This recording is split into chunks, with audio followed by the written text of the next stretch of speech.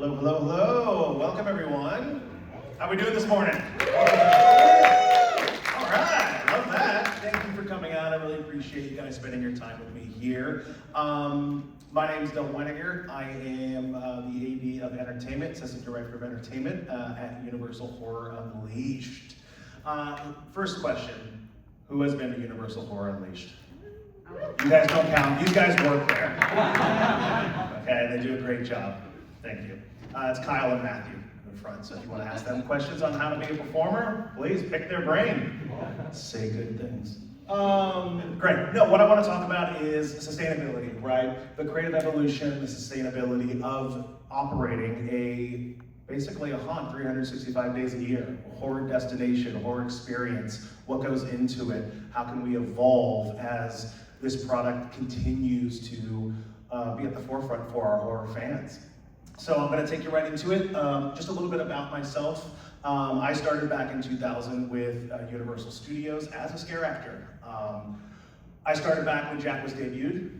I was actually right next to him. I got to watch Michael Roddy. If you guys are, fans of HHN, you'll know who Michael Roddy is.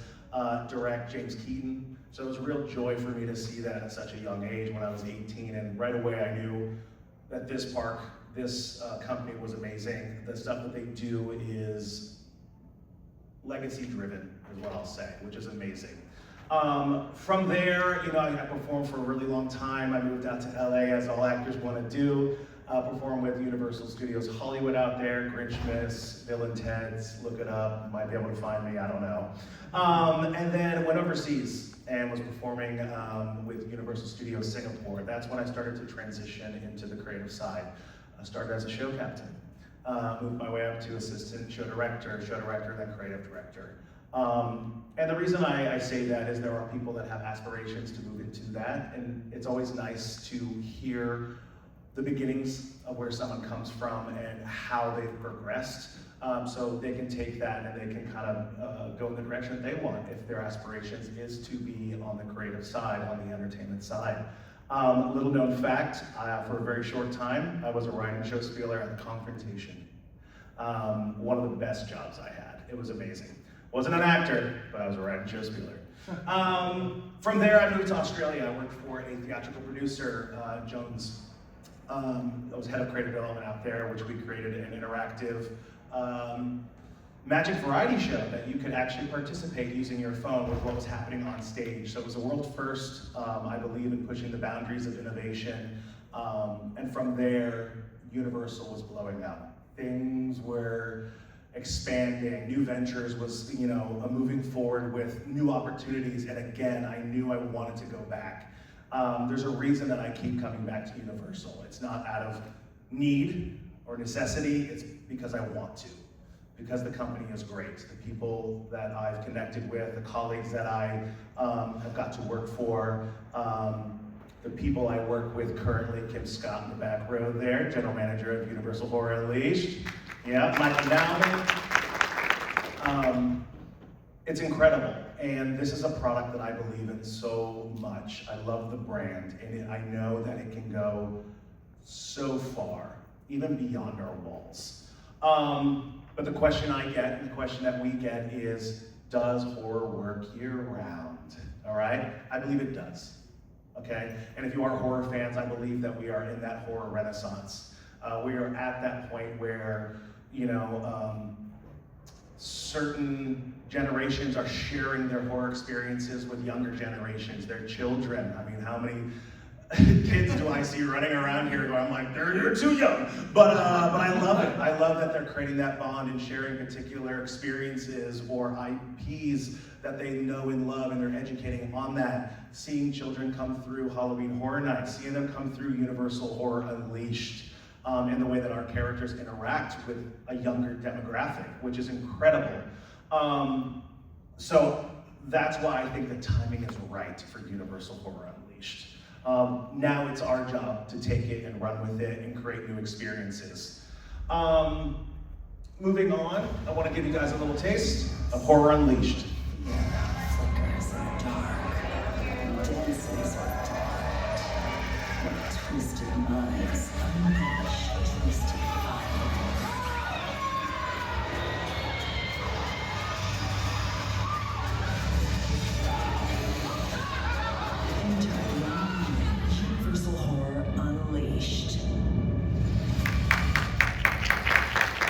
Love that. And I love that a lot of you here have been to Horror Unleashed. I think that's the biggest thing for us, is creating awareness of who we are, what we do, what specifically do we offer within our venue, which right off the bat, our venue is a 110,000 square foot walk-through attraction. It's massive, it's huge. And it doesn't even include any of the extra space that we have outside our facility walls. A part of that, we do have 4 haunted mazes and 4 themed environments. For those of you who have been there, you know exactly which ID properties and original house we have. They're amazing, they're built to last, they're sustainable, but with that come creative challenges, which I'll talk about here very soon. Moving on, we've got 4 themed food and beverage offerings, and I think that is a win for us. A lot of people don't understand that we offer this. And so again, trying to create awareness that these are themed beverages to particular IPs or original content. Right now, we moved the Jack and Chance show into Premiere House, and that's been such a win for our guests. They're able to have a show in the round, get to enjoy our food and beverage offerings while being able to interact with Jack and Chance, which is something that people cannot do outside of our walls. You know, they get to actually get photos with Jack and Chance. They get to interact with both of them, ask questions, let them ask you questions, and see if you make it out alive, right? And again, that's what really sets us apart from the parks, is being able to create new characters and characters that you can interact with that are ever evolving, they're ever changing, they feel fresh when you come back. That's what we're trying to do, and that's what we are doing. With that, we have 2 live entertainment offerings. We have our Juggler and we have Demented Circus with Jack and Chance. For those of you who have been to Horror Unleashed, it was in Jack's Alley, it was on the stage, now it's in Premiere House. So I do encourage you to come back and have that experience. It is different. It feels like a brand new show, and it's amazing. We also have, in addition to our 100,000 square foot space, an open air patio space, which we do not open right now during the heat, although we do have an outdoor experience with Resident Evil. It's hot, but during our winter months, our fall months, we open it up. So it's another area that you guys can enjoy, that guests can go and have that break, so that way they can reset, so that way we can build that tension again and offer them that action within our houses and within our venue. One great feature is also our flex space, another 7,000 square foot flex space. Basically, think of it as a black box. We can do whatever we want with it. We can create a 5th house. We can create an outdoor experience that feels like a scare zone. We can offer up concerts. We can do whatever we want, and I think that's what's really amazing. Because another question outside of how do you operate a 365 horror attraction is, how do you keep it fresh? When's a new house coming? I want to know. You know, this gives us the ability to do that. Now, moving on, I just want to break down kind of our show, okay? What we do day in, day out, okay? What is the scale behind the screams? So first is, we've got a total of 170 performers. That's scare actors, still walkers, aerialists, specialty acts, okay? On a nightly basis, 107 of those performers are performing nightly. It's quite a big company. With that, we also have the 4 haunted mazes, as I mentioned. We also have the 2 stage shows. We also have atmospheric characters, okay? And this really is where you get to spend time uncovering the lore of Warehouse 25. Why these characters exist in the space. Who are they? What are they gonna do to me if I come up to them and talk to them? And they're all themed specifically to the 4 areas. Dead Storage, where you can be our vampire queen. You can go to Kill Vault, where it's all 80s, 90s slasher, right? That homage to that particular genre. You've got Prop Graveyard, where it's more paranormal, okay? And you can experience haunted dolls. And then we, of course, have Jack's Alley, okay? Where you can meet Jack and Chance and everyone a part of their Demented Circus. Now, lastly on this, our seasonal events. So not only are we operating nightly with 107 performers, we also offer seasonal events that we're trying to push. What are those marquee events that we want people to come back for and get excited for? What are those activations that happen in between that? For example, we started with Krampus and Kin last year, and that's going to get bigger this year. Then we moved on to Feast of Grieving, okay? Feast of Grievings. And that was fantastic. Original character, we got to explore interactivity in the space, and for some reason adults love a scavenger hunt. So that was a huge hit for us. And it was great for us to experience that because it shows us what exactly people are wanting. And something that we are really, really focused on is listening. Listening, coming to these conventions, hearing out our guests, what do they want? You know, when I was at a different one, it was, when are we gonna get some original characters, new icons, things like that? Which here we debuted Deception and Manipulation, which are very Vegas-specific characters. What you guys ask is what you get, okay? Within reason. And right now, we've got Resident Evil. Huge franchise for us that allows you to step into Raccoon City and experience the outbreak that happened during that timeline. All the characters that you know and love, all the food and beverage offerings, it really is a full takeover of the space, and the first time that we've ever done that. And it's really exciting for us because are people going to gravitate towards a full takeover? Are they going to miss some of those characters that, you know, are not there currently during the Resident Evil experience? And actually, to be honest, the answer is no. They love all the characters, all right? They love being a part of that. You know, with Feast of Grievings and the interactivity, we amped it up. We said, great, you guys love a scavenger hunt? Now you're going to give you 3 different missions. All starting in an RPD with kind of an escape room style experience that then spills out into zone 3 and 4 and 5. It really creates a fun opportunity for you to explore the space, but also give you the opportunity to win something at the end, because that's what we love, right? We love to win stuff. Exactly, thank you for the woo. And that's what we're doing, you know, and then in between that, the smaller activations, food film frights, a screening, you know, different films that we can screen throughout particular months. Again, our food and beverage will always be themed to that particular screening. So that's great. We started with Friday the 13th, and it was all camp-based. It was fantastic, and we got a really great reception. And we're just gonna constantly build on that, and that's what we wanna do. Now, I wanna talk more about the seasonal events, because that's something that's gonna be really amazing for us, okay? Actually, first, let me get to the creative challenge before I get to seasonal events. Really, the main thing that it takes to run this is our performers, all right? They are the heart of the experience. Without them, we have nothing. We just have space, okay, with some scenic. I've got 2 performers here, all right? Matthew and Kyle, and they're fantastic. And just the fact that they're here shows that how dedicated they are to Universal Horror Unleashed. It's not easy being a scare actor. Raise your hand if you've been a scare actor or currently are a scare actor. It's hot, okay? It is demanding physically, mentally. There's always a light at the end of the tunnel when it comes to these haunts, right? Okay, it's 3 months, I can just get through it, all right? There is no light at the end of the tunnel for these guys. There's not.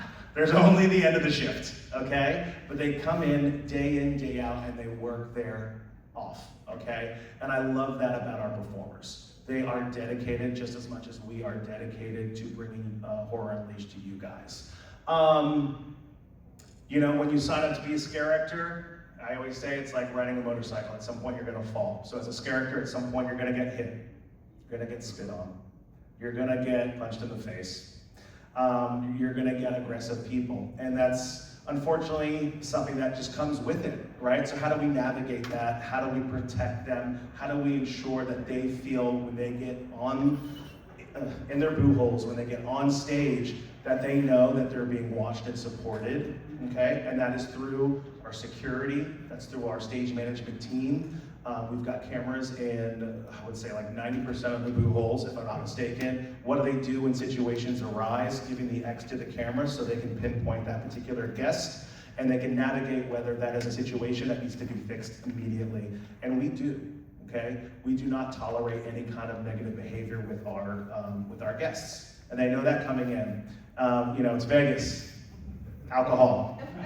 expectations, all right?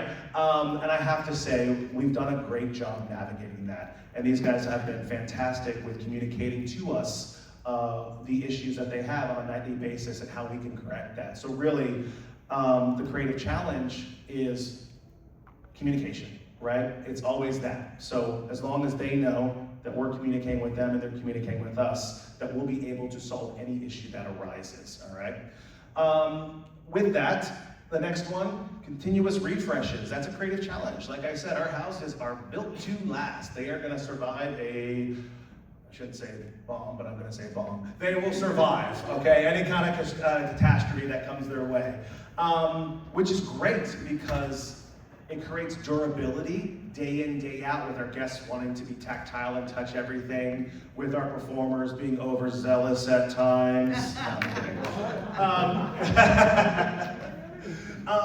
It's great, okay? And that's wonderful. Well, it creates challenges. How do you refresh something that's permanent? All right? And that's where we come in and really think about that, okay? We think about, okay, here's an issue, okay? But I will always say there's never an issue that can't be solved, okay? I can work around permanent, okay? There's ways to explore how to change a house and create something fresh without having to do demolition, without having to really change the layout. That feels new, that when people come back, they go, wait a second, I did this house, I should know the layout, but it feels entirely new. Looking at ways to bring technology into the houses as well, to create an experience that has never been done. Whether that's through virtual reality, augmented reality, all of that. It's coming, it's important, it's gonna be integrated into our haunts. We have to embrace it. And we are definitely finding ways to bring that into our space. Interactivity within the warehouse, you know, how do we get people to explore and uncover storylines, work with our characters, go to this character and ask a question and they'll send you on a mission. You know, we want people to come in and go, hey, someone told me that I should do this, and they go to a character and then all of a sudden they get that one little tiny experience. Then word of mouth comes in, hey, when you go to Universal Horror Unleashed, ask this question, okay? Do that thing. All right, it's not public knowledge, but it's what is spread across all socials. Okay, those are the things that we have to bring in. Those are the ways that we can refresh our venue to feel new. So every time you come back, there's something new to experience. This is not a one and done experience, nor will it ever be. It will always be evolving because it's what it should be in order to have its success. You know, with the refreshes as well, the seasonal events come into play. But character evolution and rotations, this is big for me. We have fan favorite characters, but we don't want those characters to stick around for 2, 3, 4, 5 years. We want new characters. Kill Vault, we want to bring in new slasher type characters. The final girl or the final guy, you know, all these characters that we know and love from the 70s, 80s, 90s slasher films. So for me, it's refreshing every 6 months. Changing out characters. Again, you come back and you're like, whoa, I didn't see these guys, okay? It's all the little things that when put together, makes the entire venue feel new.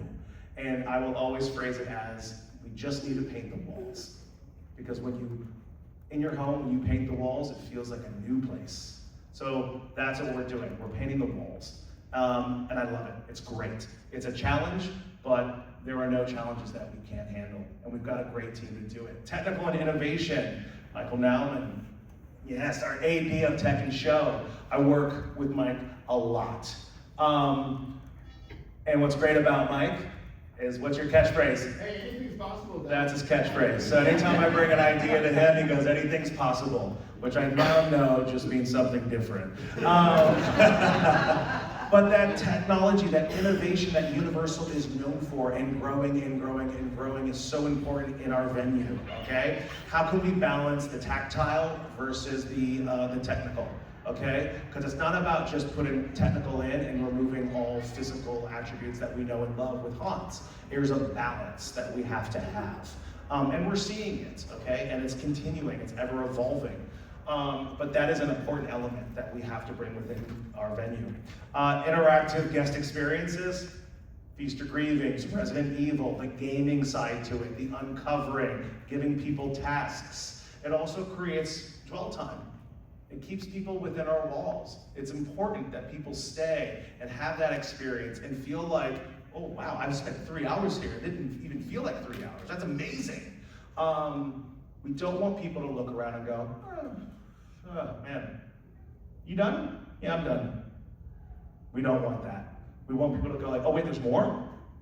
Oh, I didn't do that. Oh, another character came out? There's another show? It should always feel like there's something to do. It should never feel forced. Lastly, seasonal activations, and I'm really going to touch base on this one, and marquee events, right? Again, Feast of Grievings. We talked about Resident Evil. I'm going to talk about it a little more here, all right? So, sorry, apologies, just give me 1 second.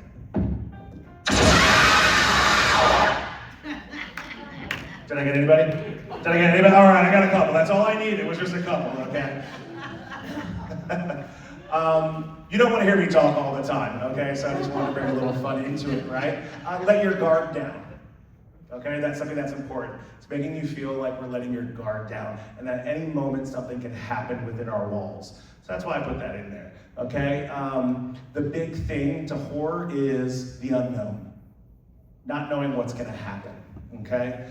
So it's really important that we have that. And so that is not my kid, by the way. That is not my kid. Oh, love it. Seasonal activations, right? Why are they important?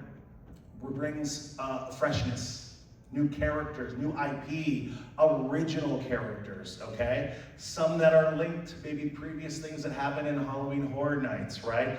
We love a little bit of sprinkling in and connecting, right? Because that's what it is. We have so much legacy, so how can we bring some of that legacy within our walls?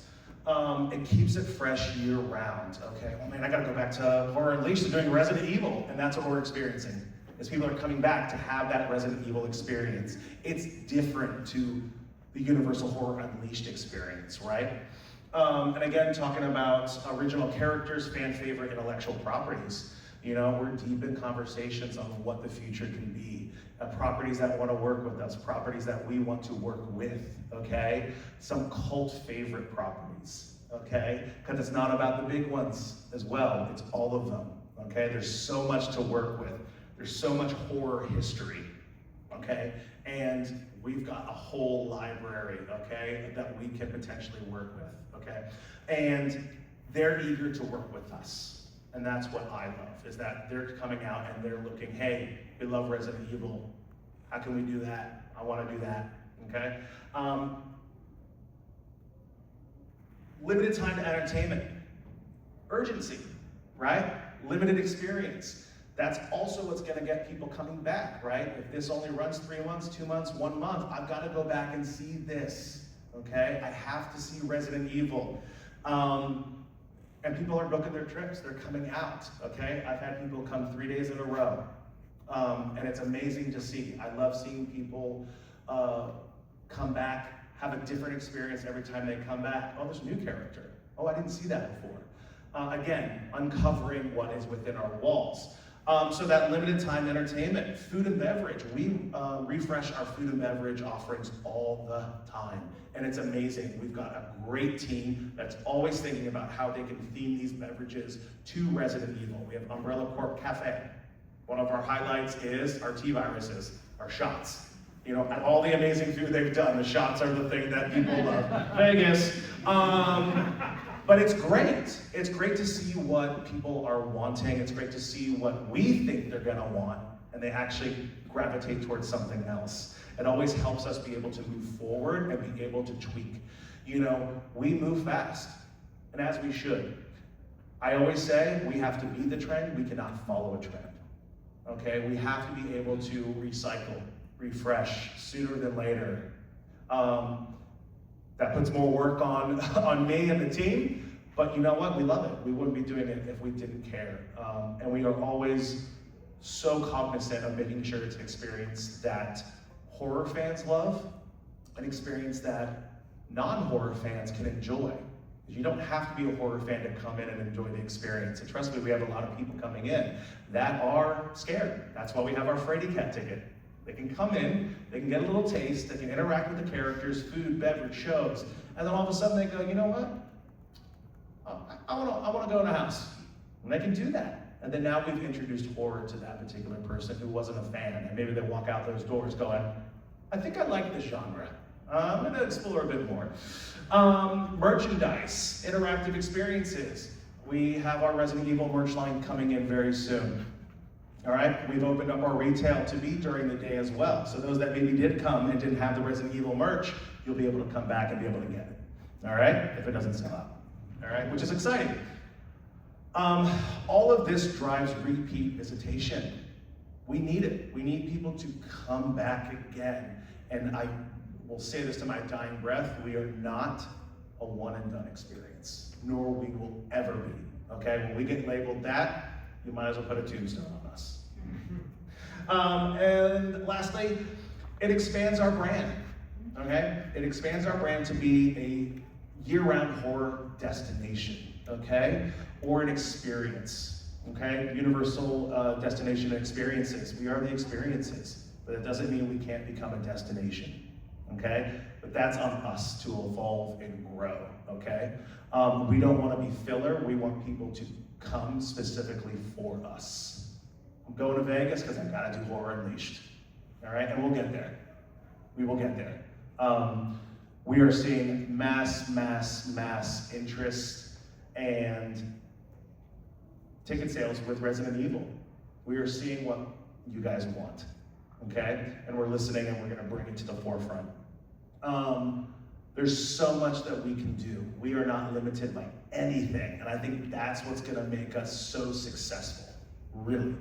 I do wanna open it up, Q&A.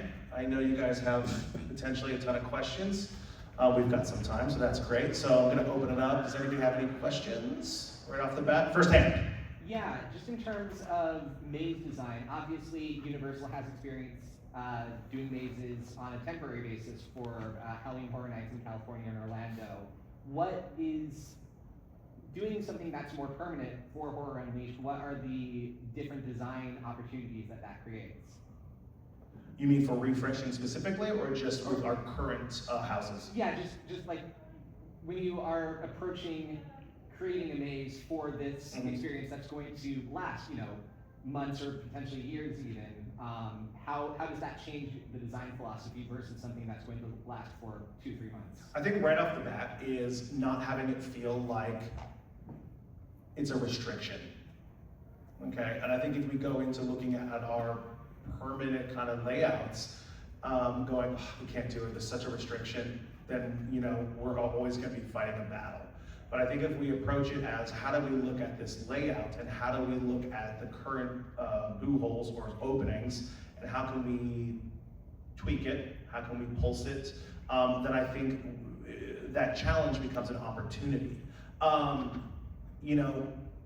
That's on me, that's walking through the houses, that's seeing exactly how these scares are currently working. For example, I just redid the lighting on Texas Chainsaw and Exorcist. It's too bright, all right? I was going through and seeing everything.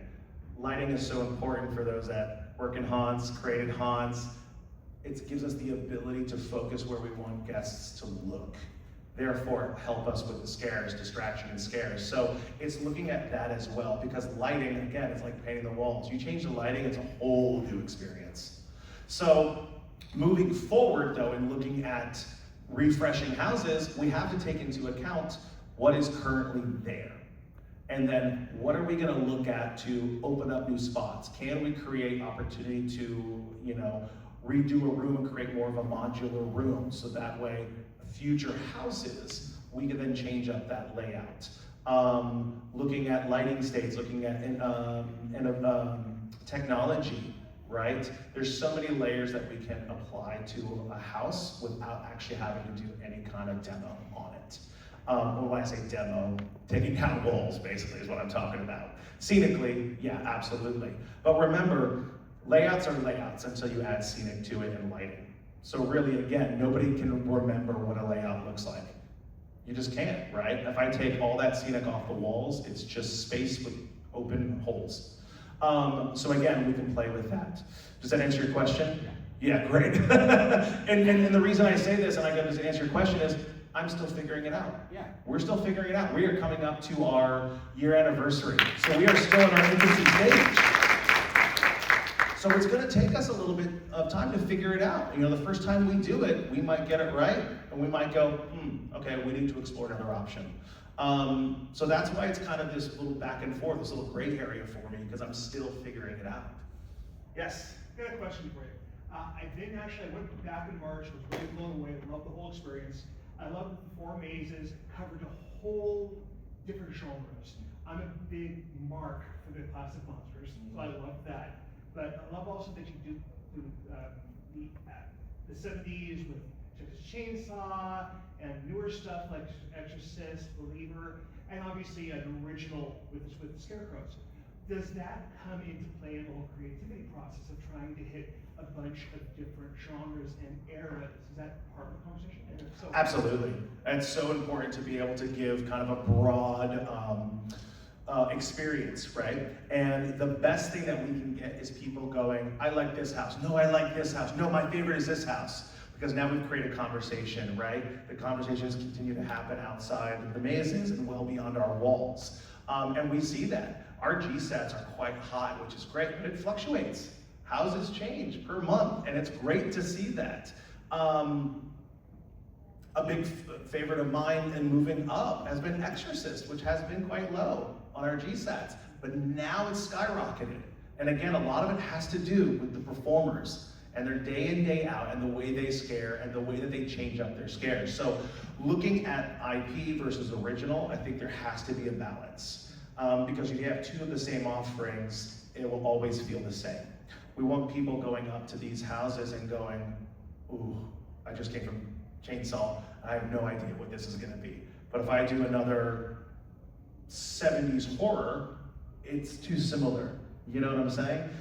So we have to take that into account. Yeah, absolutely. yes.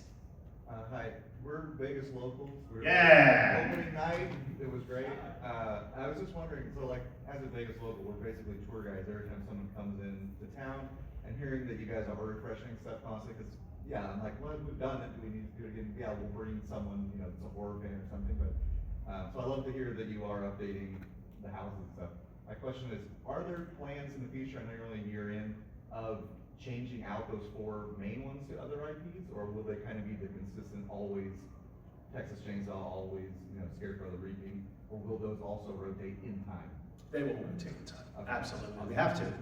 We Sure. have to, you know, because again, it's a one and done. Well, and that's the thing, is like, in Vegas, you have a constant Yes. new people coming, so like, do they ever need to change it? I don't know, but Yeah. yeah, you do, that's awesome. We do, but there's not just the tourism, right? The ebb and flow of the Las Vegas tourism. We have locals, okay? And they're the ones too that want to have new experiences. We want them to go like, hey, you're coming in town? Let me take, you're a horror fan? Horror Unleashed, come to us, you know? But it's also creating awareness. I think locals still aren't aware that we're open. That's great. Yeah, and you know, yeah, and now we've got a 30 by 40, right? Yeah, 30 by 40 digital screen on the 15. So now we have people coming through and being able to see the content, seeing the hours of operation, seeing Resident Evil Takeover logo on the side of the building and going, oh, they're doing Resident Evil? So we are creating that awareness as well. It's incredible, it looks fantastic, so next time you're on the 15. Can I do a quick follow-up? Yes, you can. Is the Resident Evil haunt as well, or is it just like the inner part? Like, So houses, you know, because houses take time. Sure. Right, when we're gonna do a refresh to a house. So when we say full takeover, it is the full takeover of the warehouse, not the houses itself. So as soon as you step into the warehouse, it's all themed Resident Evil, even well into the patio. We have an extended experience into the patio, which also facilitates the gameplay function of Resident Evil. So everything is themed. Jack's Alley has been turned into Umbrella Corp Cafe. You would move Jack's into Premiere House so we don't have cross IP happening. But then you get a little bit of a different experience when you do go into Premiere House. A little bit of break from the horror, right? And you get a bit of that fun entertainment, that comedy. Again, that reset that allows you to be able to go back into the houses and build that tension. It's exactly what we did here for Hall of Shadows. We were like, let's focus on what people love which is interacting with our characters and creating kind of a Comic-Con style like booth setting where you can go up and interact with these characters. Let's give them the reset. Let's give them the time to be able to come out of a house, talk about it, come in, have some fun, laugh with our characters, get a little challenge from the Vampire Queen, join her army, so that way when you go to your next house, you can build that tension again. So we're not always sitting here, right? It's important to have that reset. But yeah, please come back. Please come back. No, please come back. Yes. I'm kind of curious about that, because it seems like a specialized talent pool, and I guess Vegas is the place to get a specialized talent pool. I'm kind of curious how that goes for auditioning your talent out there. Yeah, auditions, you know, I'm not gonna say it's easy, but we are the, entertainment capital of the world, right? We have so many performers available to us, especially, specialty talents, which are coming in October to sprinkle into our Halloween event,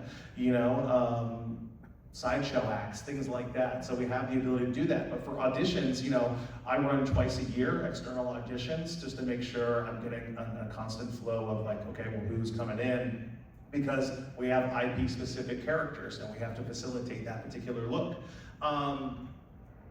Being Vegas as well, one of the challenges we have is people come and go.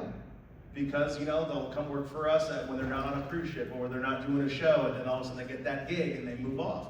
We know that, and so we have to have the ability to be able to pull in new talent frequently, which we're doing, and it's great. And we actually haven't had a lot of turnover, major turnover with our performers. Really, it's just, hey, I'm moving on, but people really have been staying. We've been celebrating our 1-year anniversary. These guys have been here for 1 year. We've had a lot of people celebrate their 1-year anniversary, which shows us we're doing it right. All right, we're taking care of these guys. We're making sure that they're equipped to do the job that they need to do day in, day out. So, but really, it hasn't been that difficult to get performers, And I don't think it's specifically Vegas. I think it's because there's a draw to this particular role, right? And it's a job technically, but really it's fun. It's fun, It's demanding, as these guys know, but it's fun. I had a hand over here, yes. So, I have a question. We've been a couple times, and every single time I've gone, it's just gotten significantly better. But you talked about how, in that 1 year, you've had a lot of learning experiences, growing pains, if you will. Universal has announced that there's going to be another Horror Unleashed in Chicago.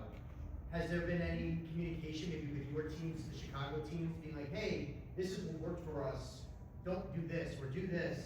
I know obviously Universal's kind of been a little quiet about Chicago, but what can you tell us about maybe those conversations? They're ongoing. I mean, absolutely, and they're important conversations to have. Kim always gives us exercises to be able to make sure that we can give that team, the ability to hit the ground running from the start. There has been a lot of learning. There has been a lot of growth. There has been a lot of teething issues. We're not hiding behind that by any means, right? Any new product that you put out there is always gonna go through this, especially this particular kind of product, right? It's not Halloween Horror Nights, it's not, so how do you approach it differently? But then also, how do you make it specific to Chicago? It shouldn't be the same kind of cookie cutter experience. It should be specific, it should honor the community, it should honor the lore and the legends and all of that of Chicago. Love there to be Devil in the White City something. There has to be. I feel like that. If you guys have read the book, there has to be. But I've said this in my first day. I got on stage and talked to these guys and I said, I'm here to help build this place, to help grow it. So when Chicago comes a knock in, we go, here, this is what you do. I don't want them ever to look at us and go, oh, we got to do it differently because they didn't do it right. I want them to go, oh my God, you guys nailed it. Let's take what you guys have done and be able to apply to Chicago. And that's so important. Great question, by the way. Yes? Can you hear me? Okay. Yep. Okay. First, I want to commend you. The changes you've been making prior to the Resident Evil event, and you and Chef Ryan have been amazing. I have a bunch of questions, but I'll spare you.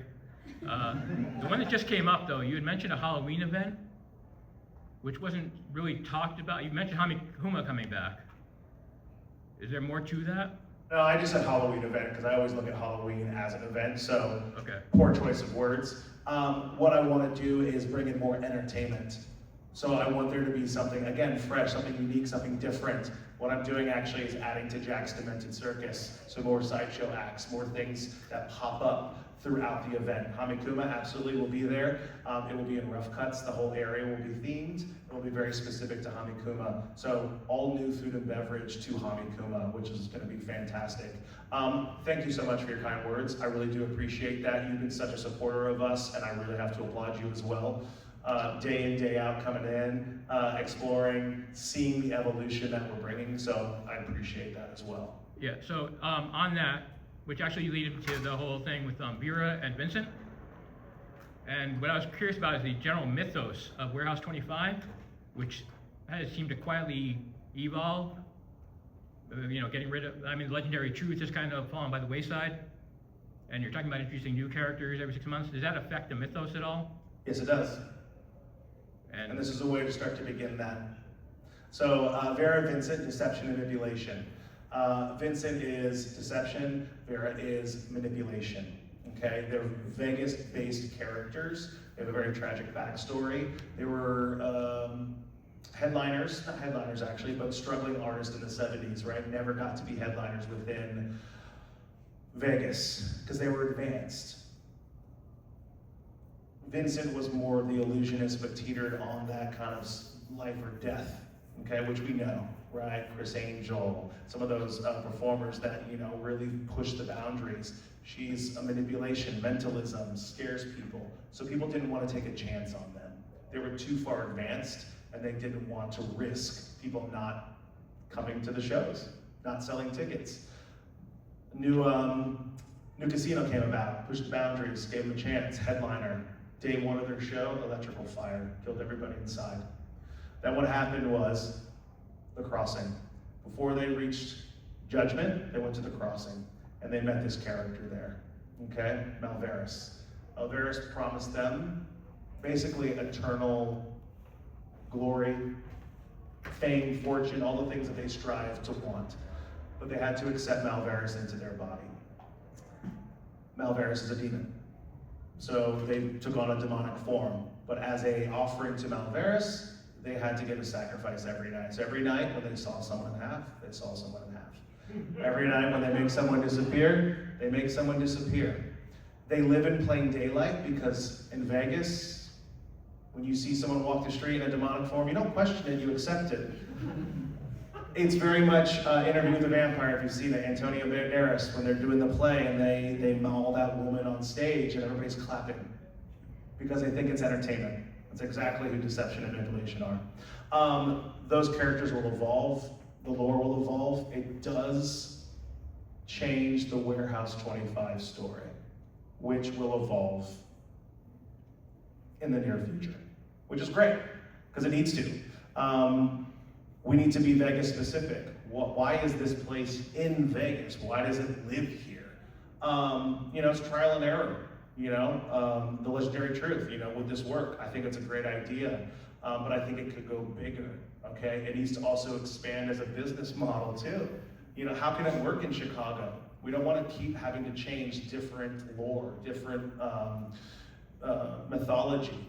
Okay, it should all fall under one umbrella, but then be specific to each one, because the audience will get confused, right? They won't understand. It's too difficult. It's too deep. Forget it. And as guests come into our venue, they don't know the story. They don't. Do you guys know the story when you came in? Exactly. So it's my job to try to bring that out. So when you come in, surface level experience, you understand everything. You go, oh, I know what they're trying to do. Oh, that's that. And then as you explore, you peel back layers.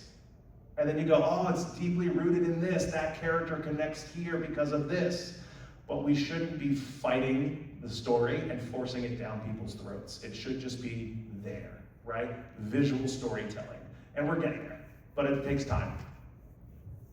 Any other questions? We do have about 15 minutes, yes? Great. In the corner, yes. We've visited a couple of times and really enjoyed it. But I was just wondering, like, I know it's just sort of it's in an area where there's a lot of other experiences as well. and then we live here and we've just driven, and actually that's what got me to Vegas for the very first time when you opened. But, would you ever maybe introduce some sort of a thing where you could visit multiple times over a visit, or come seasonally? Because it is nice to like explore, and we love taking in the details, and there always does seem to be something new to find, which is exciting, but we would love to like be able to come back more often. Absolutely. Short answer, yes. And we are in the works to do something like that. It would match this storyline as well, which I love. Again, connecting things. So it's not just, wait, why is that there? Why is this there? I don't understand this. It all feels connected. So when you get that thing, you go, oh, okay, this connects for that reason. I see what they've done there. So we are working on that, because I agree. You want to come back again. You know, when Resident Evil opened, I was at the gas station, or as my wife would call it, the petrol station, because she's Australian. And I went to the cash register, and I was wearing my Horror Unleashed, of course, and she was like, oh, I haven't been, I want to go. She's like, Area 15's doing Resident Evil. And I was like, no. So Horror Unleashed is doing Resident Evil. So there's that as well. You know, people thinking that it falls under Area 15, when actually, really, we are our own thing, you know, but we are partnering with Area 15, which is great. So there's that. There's a lot of little things. But yeah, repeat visitation is important, given the ability to come back. We have to. Any other questions? Yes. A question on the staffing in terms of the maze. These mazes are considerably longer than the ones at HHN, which is fantastic, by the way. When we went, it was kind of Tuesday at 3, which I know isn't the sexiest time to go to any event today, but that's when we went. So, is it better to go to, in your opinion, to go to like on Thursday, Friday, Saturday, Sunday, like how it is in HHN, to get the most people? Because it was noticeable that you could tell, again, former scare actor, so you know where there's a hive where someone should be. No one's there. You don't feel cheated because the mazes are so big, but at the same time, would it be better to come on specific days so we know when we return to do that? I mean, it's a huge thing for us. Yeah, well, first of all, Tuesdays at 3 should be like a band name. I love that. Go see Tuesdays at 3. Look, yeah, I think there's certain times of the week, like right now we're operating on a Thursday through Sunday, right? And we have to change with the Las Vegas market. That's just, it ebb and flows, right? So we're operating on a 4-day week from 4 to 10:30, right? And we're also seeing what those peak times are when people are coming in. Thursdays are incredibly popular. You would think it'd be a Friday. Nope, it's Thursdays are incredibly popular. And Sundays. And I'm like, what happened Friday, Saturday? Where's everybody going? So just a little backstory on that. You know, what's really great about our mazes is you're pulsed, right? When you go in, it's just you. There are no pulsers inside the house as well, waving a red wand in your face. So we keep that level of immersion there, which is amazing.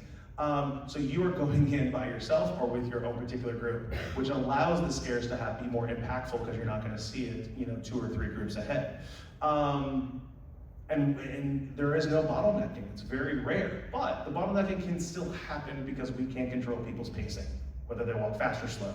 So Thursdays are peak, right? But when we start to get to 1,000, 1,500 people, we pulse a little less because we have to make sure people aren't waiting in line too long, right? That's a big thing for us, is you get to go through the houses without having to wait 90 minutes, 120 minutes, whatever it might be. But then you might get a little bottlenecking. You see the person in front of you, damn it. So that's something that we have to consider. So my big thing is energy. When you see a lot of people in a space, there's a lot of great energy. So I think that's what's important, coming on a night where there's a lot of energy, when you're walking through the warehouse and it doesn't feel thin, it doesn't feel like, oh geez, nobody's here. Now you've got the mentality that like, oh, it's not going well for them, that kind of thing. So for me, it's the 8 o'clock is a sweet spot. I say 8 p.m., it's always quite nice. There's usually 2 times throughout the day. Usually it's that first 5 o'clock and 8 o'clock. That's typically when we see a lot of people coming in. There really isn't, with Resident Evil right now and just where it is with summer, there really isn't a particular day that I go, oh, come in on this day. Because we kind of have this nice influx of people. Our attendance numbers have risen quite a lot.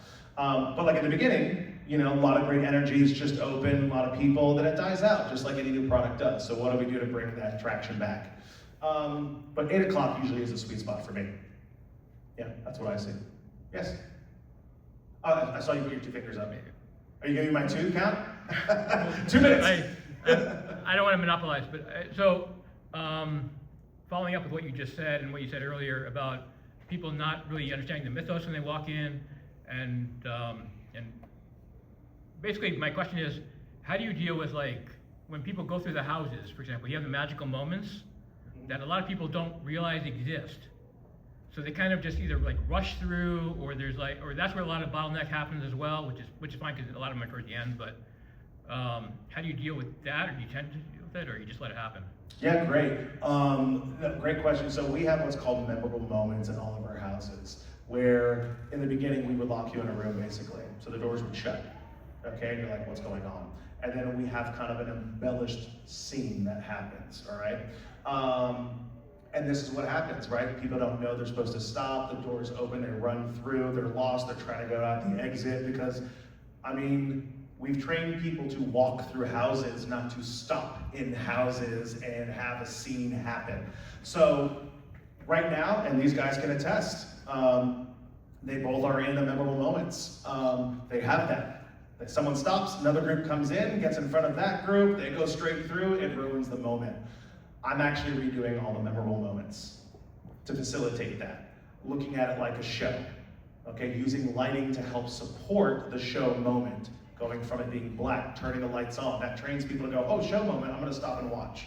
So lighting plays an important part in facilitating that, but also making sure people know that, let me back up.